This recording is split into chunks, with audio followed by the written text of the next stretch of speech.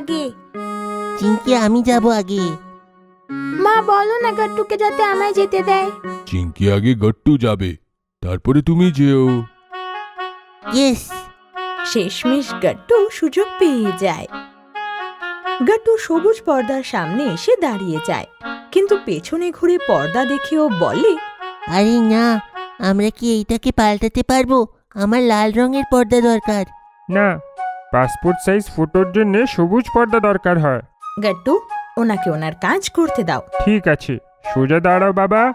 গাট্টু ফটোগ্রাফারের কথা তো শোনে, কিন্তু নিজের মতো করে পকেটে হাত ঢুকিয়ে ও স্টাইলে দাঁড়িয়ে পড়ে, যেটা দেখে বাবা নিজের মাথায় হাত মারল।